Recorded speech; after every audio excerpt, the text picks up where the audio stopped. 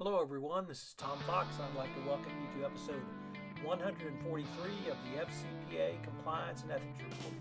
Today, I have back with me my good friend Matt Kelly. Matt is the editor-in-chief of Compliance Week, and he is going to talk about the upcoming Compliance Week 2015 conference in Washington, D.C. from May 17 to 20. The episode comes in at just over 23 minutes. I hope you enjoy it. Thank you very much. This is Tom Fox, and I'd like to welcome you to this episode of the FCPA Compliance and Ethics Report. Today, I'm extremely pleased to have back my good friend and colleague, Matt Kelly. Matt is the editor-in-chief of Compliance Week, and we are going to visit about one of the most exciting events that is held every spring, at least exciting in my opinion, which is the annual Compliance Week conference. So with that, Matt, welcome, and thanks for taking time to visit with me today. Hello, Tom. It's good to talk to you again. I'm always happy to be here.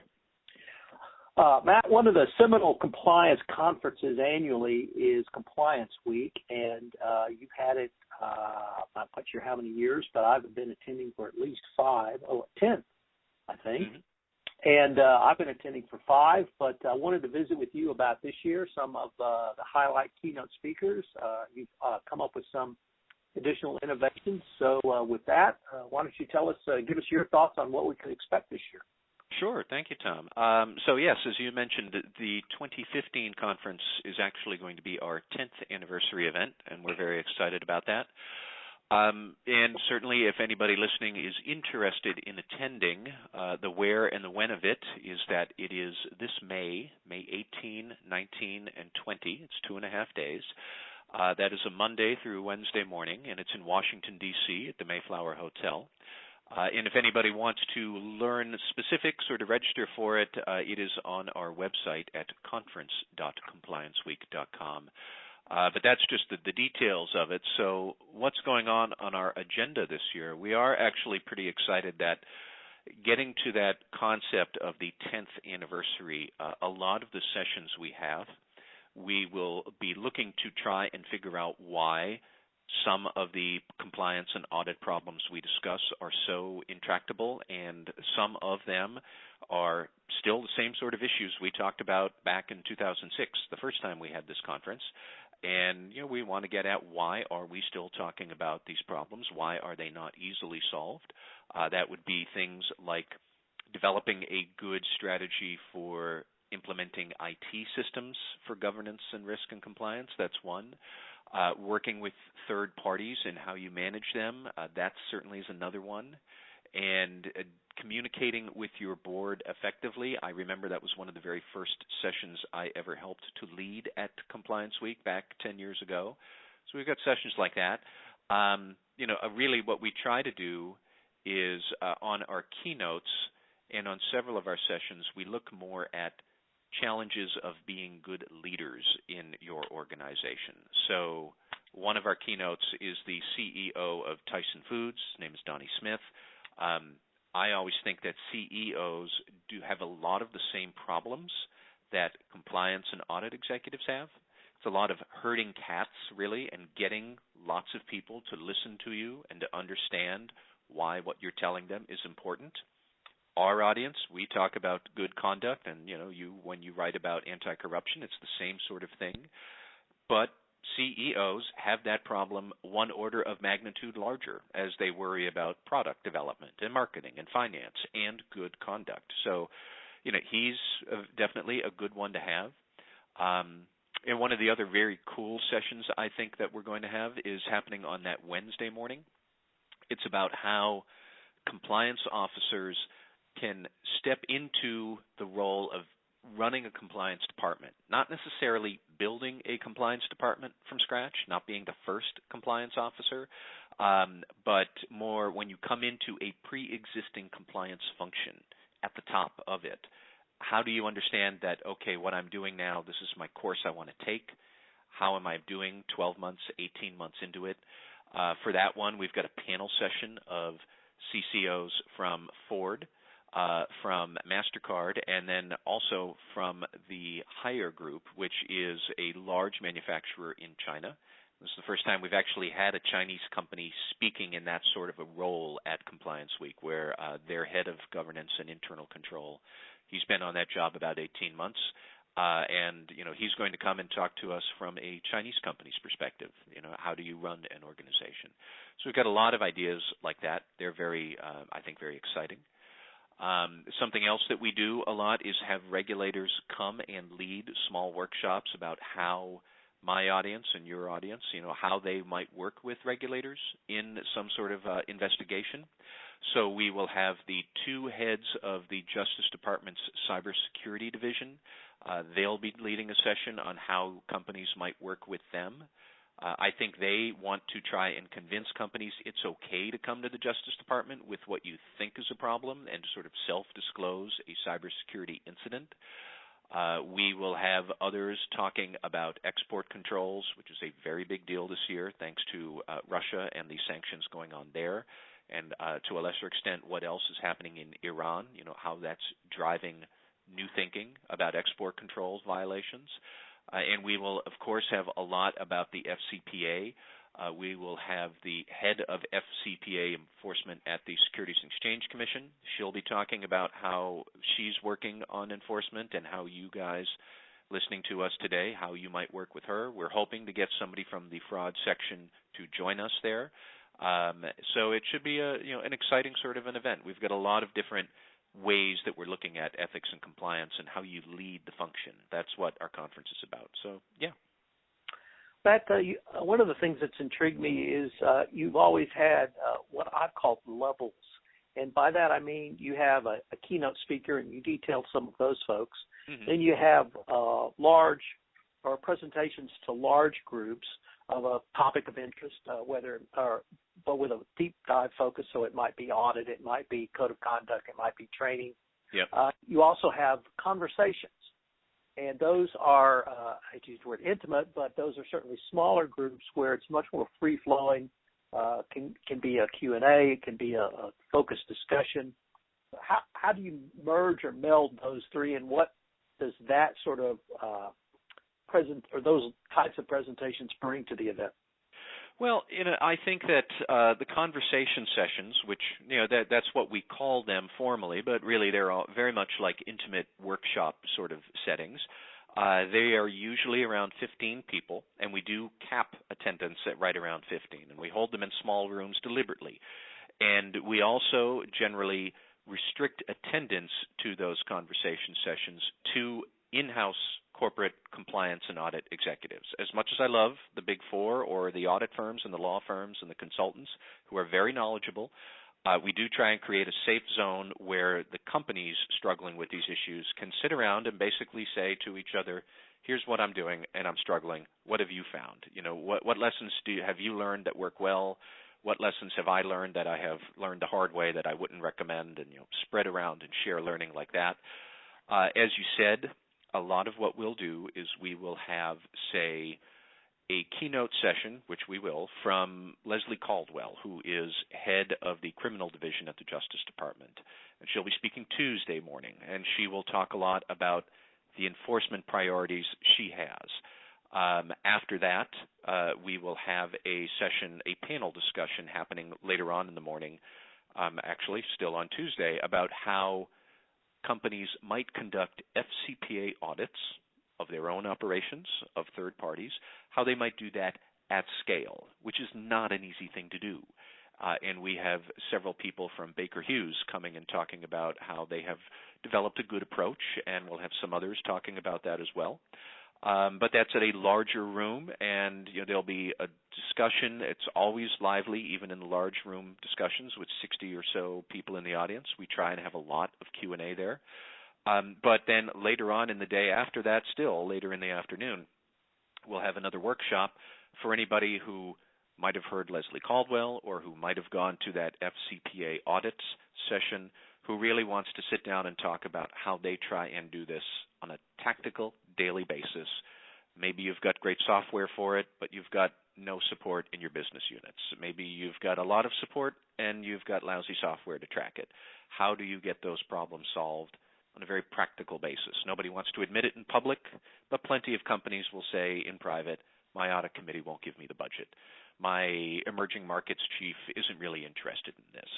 you need to find ways to solve those problems, and the best way to solve it is to ask other companies, how are you solving the same sort of a problem? Because they're all facing the same sort of issues. So that's what we try and do there.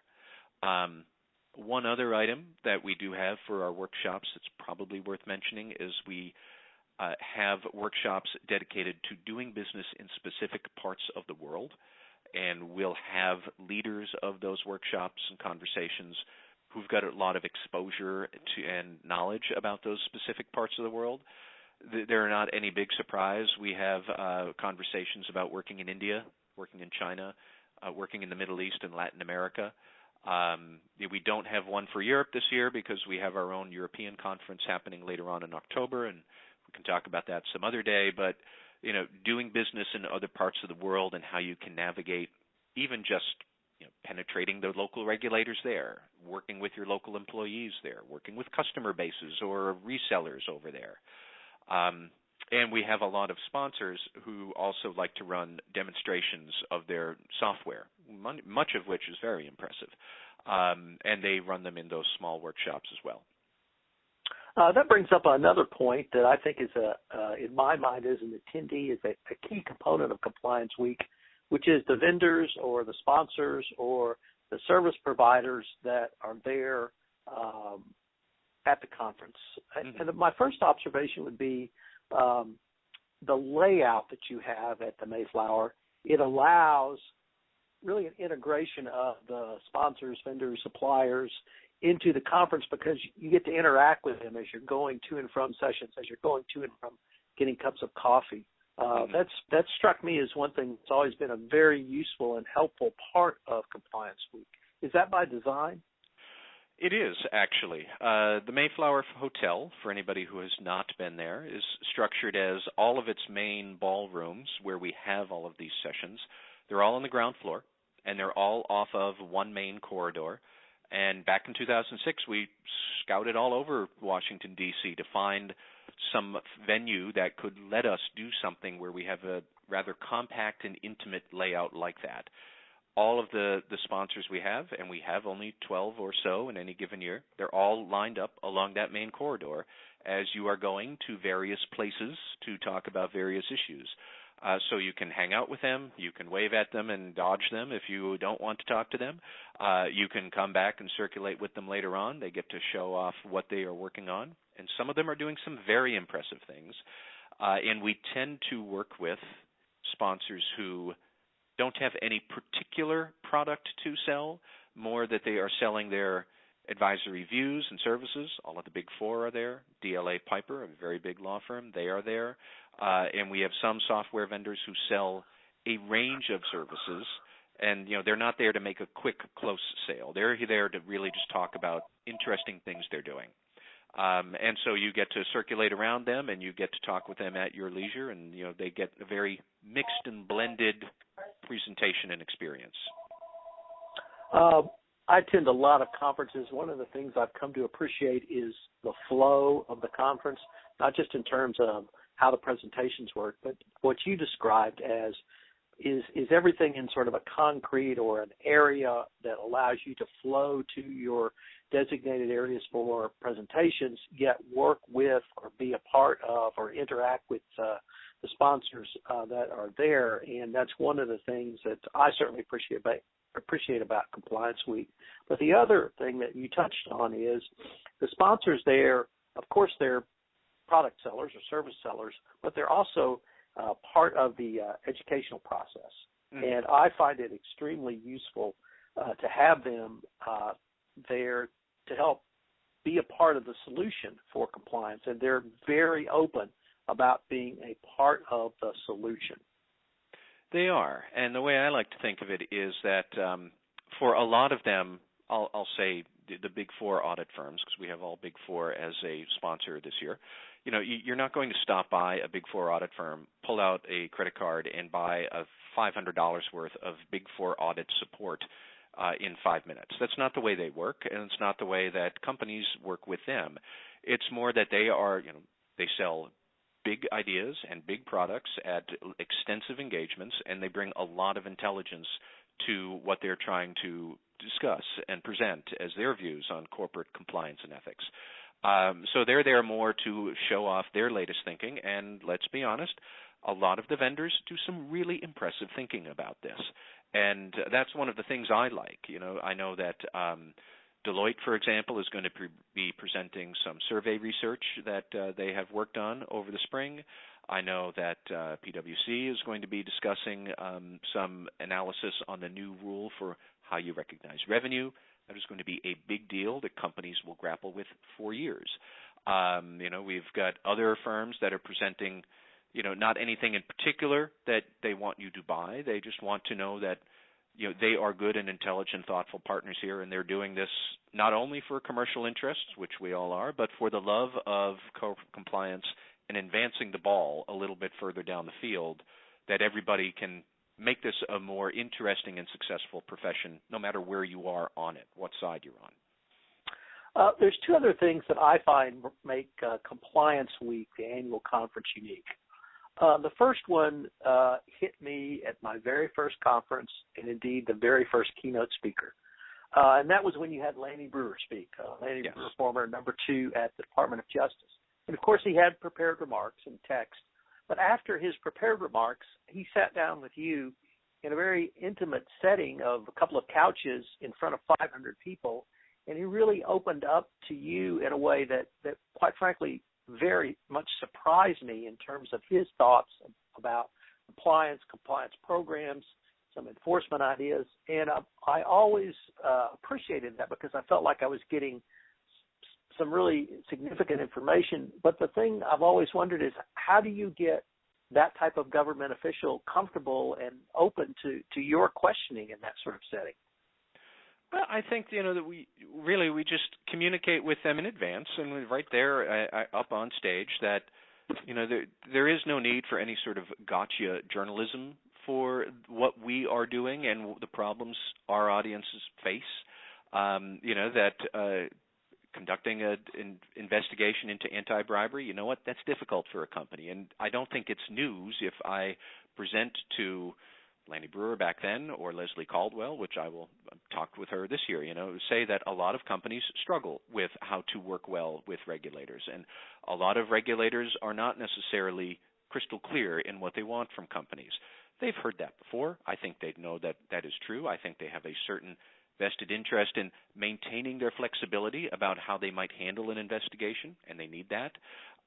There's no reason to take any great offense when somebody might say they struggle with how to take Lanny's advice up on the podium and put it into practice. And if I pose that as a question, I think that most government officials will, they'll appreciate that it's a valid concern these audiences have. They want to work with the corporate compliance officers in the audience.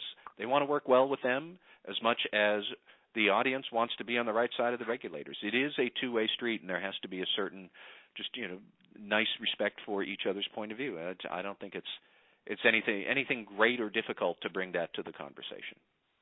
The second thing that really adds to the annual Compliance Week conference is the informal or the social events. You typically have a cocktail party on the first evening.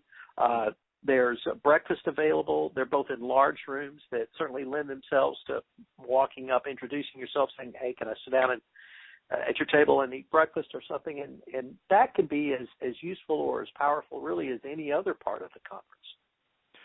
Yeah, I agree. And I have seen people, doing deals. I have seen people, discussing some very frank and private problems with each other in certain corners of the corridor. I've never really eavesdropped that much as I would like to, but I know these conversations go on. We deliberately build a fair amount of slack time in the agenda in between sessions, at the end of the day, in the beginning of the day, just to let people network. And the truth is, corporate compliance is not a huge community. There's a lot of action in it, but a lot of people do move back and forth from one organization to another.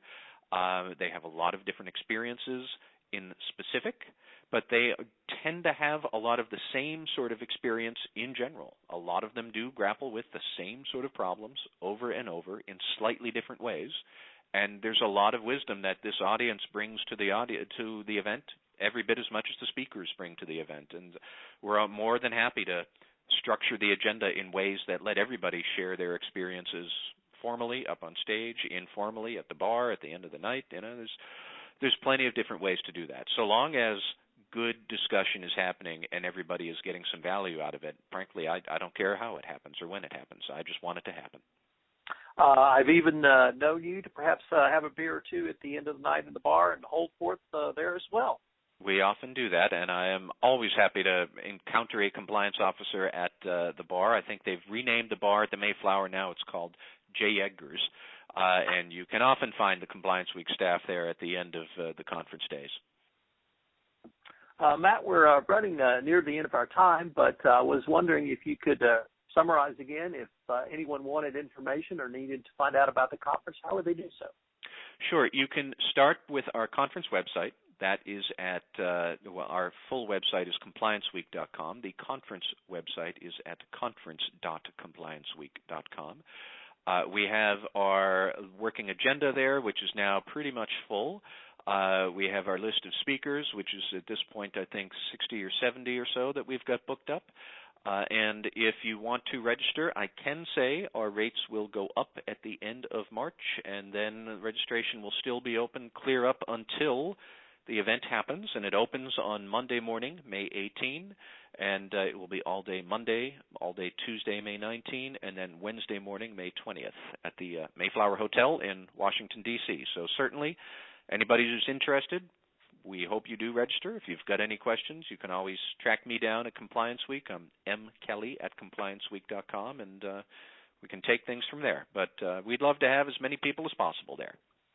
And I would just add from the attendee perspective, if there's one conference a year you go to, this is certainly one you should consider. You'll have the opportunity to meet and interact with some of the top professionals in the compliance space, including lawyers, CPAs, auditors, technology experts, just a wide variety of compliance practitioners.